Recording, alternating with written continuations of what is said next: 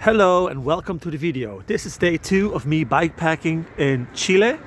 I'm on my way to the Carretera Austral and I wanted to do a quick word on this bikepacking machine, the Nootau. You may remember that I was riding this bike in New Zealand last year and also in Finnish Lapland. And this is actually the third trip I'm doing on this Nootau bike. And I did a few changes to the bike compared to last year. First of all, I'm using drop bars now. This is a simple alloy handlebar with a roll-off shifter right here, and then I'm using simple brake levers right here. These are the Ultegra, but it's just because you needed one that is compatible with the braking mechanism, but the real gear shifting is actually here.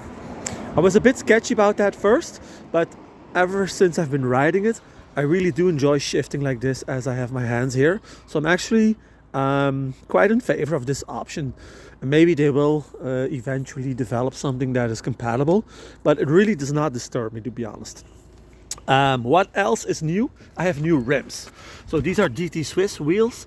These are the U663, as you can see here, and this is a very strong industry level wheel that can take up to 180 kilos, which is very wide internally and tubeless compatible.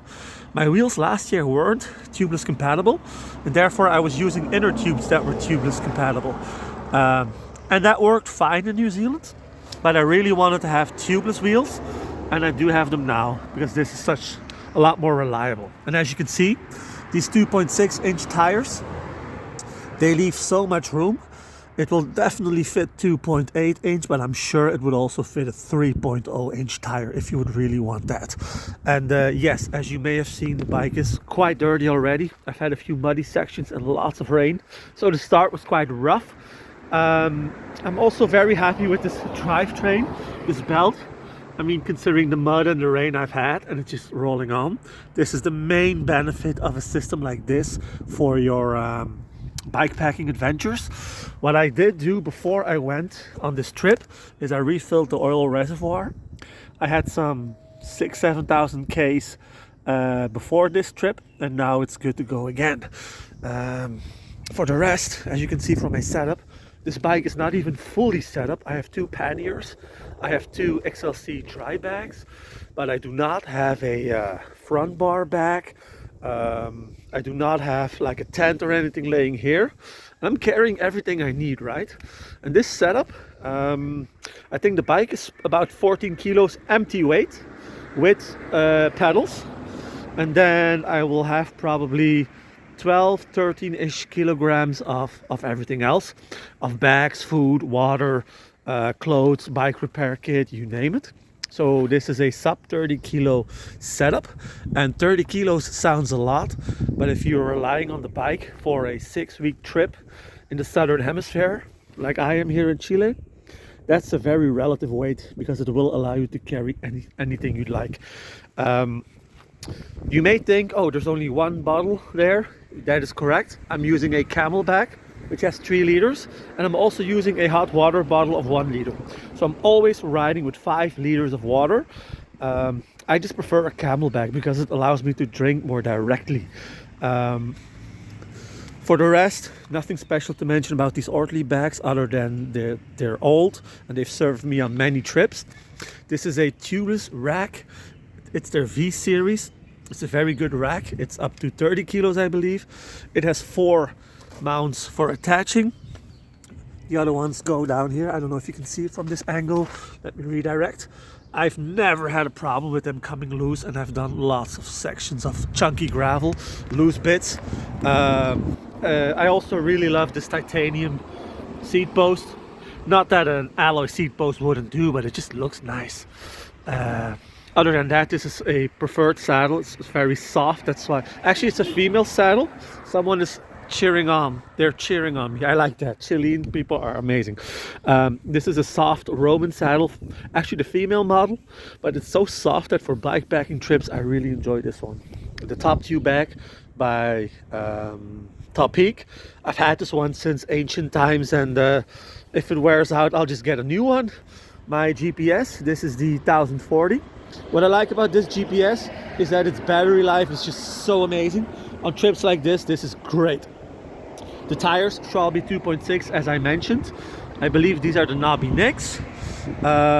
They do create a tad more resistance on the road, but for the off-road sections there is just no parallel to this. And other than that, there's not really much. Oh yeah, maybe perhaps the Blackburn frame back. I had this with another bike. I set it up right here because it fits perfectly in my triangle. And for the reference, I am 180 centimeters long, and this is a size L, which is 19 inch. And as you can see, I'm using a rather short stem right here, but the saddle height is relatively high. So for me, this frame size fits really perfectly. And this is basically my setup.